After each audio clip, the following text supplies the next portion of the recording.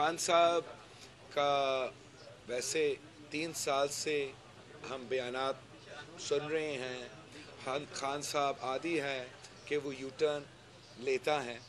जहाँ तक हम हैं, हम तो यू टर्न नहीं लेते और हम बड़ी कंसिस्टेंट अपना राय में, अपना मौक़िफ़ में रहे हैं।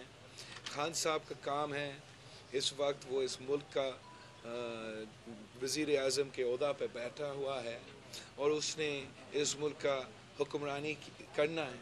मैं ऑपोजिशन में हूँ, मेरा काम है ऑपोजिशन करना, और जिस तरीके से पीपल्स पार्टी और तमाम ऑपोजिशन जमातों इस वक्त ऑपोजिशन कर रही है, हमारा ऑपोजिशन के नतीजे में हम समझते हैं कि इस हुकूमत इस वक्त बहुत प्रेशर में है।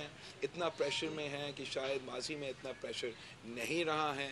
उनके सामने सबसे बड़ा इम्तिहान जो है वो ये अदम एतमाद है। हमने पहले भी इनको सेनेट में, नेशनल असेंबली में शिकस्त दिलवाया था और हम इंशाअल्लाह ताला आगे जाके भी उनको शिकस्त दिलवाएंगे।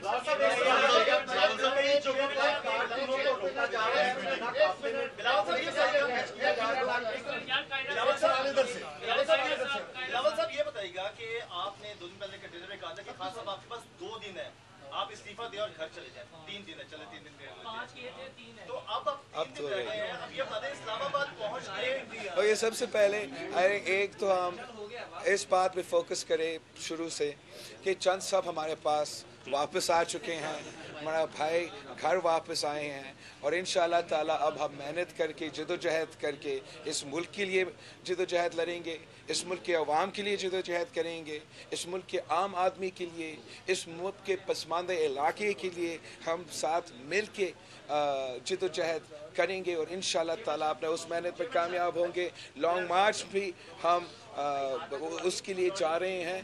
हम बिल्कुल डेडलाइन दे रहे हैं खान साहब को।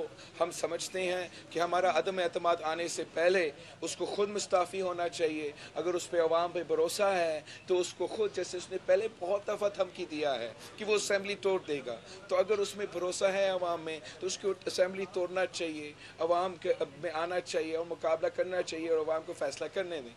अगर वो ये नहीं करते हैं तो अपोजिशन का भी तैयारी जारी है और इंशाअल्लाह ताला अगर वो इस्तीफ़ा नहीं देता है, अगर वो असेंबली नहीं तोड़ता है तो हम इस्लामाबाद पहुँच के अदम एतमाद लेकर आएंगे। ये जमहूरी जंग को पार्लियामान में लेके जाएंगे, इस गैर जमहूरी शख्स के ख़िलाफ़ जमहूरी हथियार अपनाएंगे और हम इंशाअल्लाह ताला हम कामयाब भी होंगे। सबसे मुश्किल काम था पाकिस्तान पीपल्स पार्टी को मोबिलाइज करना, वो आपने गेन कर लिया, वो आपने अचीव कर लिया है। दूसरी बात यह है कि किसी भी बहुत सी पार्टियां डर रही थी बाहर निकलने के लिए, ये आपने नारा हक बुलंद किया है। कितना मुश्किल फैसला था जो आपने उठाया? आपका बहुत शुक्रिया। पाकिस्तान पीपल्स पार्टी के कारकुन के जियाले इस मुल्क के सबसे ट्रेंड सियासी कारकुन हैं।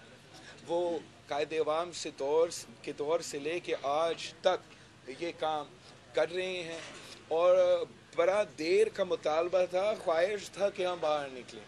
ये इसकी खुद खुशकिस्मती था कि ये कोविड की जो पैंडेमिक आया और उसकी वजह से वो लॉकडाउन का सिलसिला और सब कुछ शुरू हुआ और हम ये मेहनत पहले नहीं शुरू कर सके।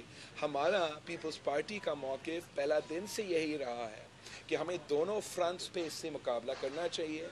हमने अवाम के पास जाना चाहिए, एहतजाज भी करना चाहिए, उस एहतजाज को एक लॉन्ग मार्च की सूरत में आगे लेके आना चाहिए, मगर साथ साथ चाहे वो सेनेट हो, चाहे वो अदम एतमाद हो, हमें पार्लियामान में इसको बार बार इससे टकराना चाहिए।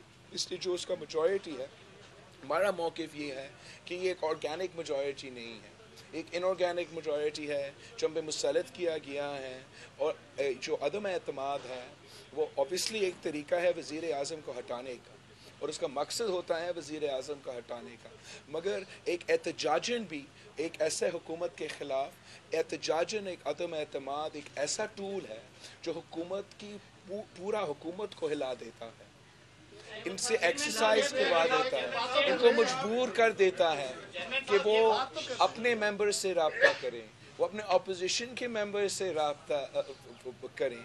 उनको जिस जोर और जो प्रेशर में वो इन कदम से आते हैं वो बाकी शायद इक़दामात से उस प्रेशर में नहीं आते। तो मैं समझता हूँ मुश्किल फ़ैसला था, बड़ा मुश्किल फ़ैसला था, मगर शुक्र अल्हम्दुलिल्लाह कि पार्टी की सीसी ने ये फ़ैसला लिया। हम कमिट हुए और कराची से लेके यहाँ लाहौर तक पहुँचे हैं। जो कारकुन, जो जियाले, जो साथी हमारे साथ इस सफ़र में आ रहे हैं, उनका हिम्मत को सलाम पेश करता हूँ। इंशाअल्लाह ताला हम चैन से नहीं बैठेंगे, चैन से नहीं बैठेंगे जब तक हम इस वज़ीर आज़म का बंदोबस्त नहीं करेंगे। हमें एक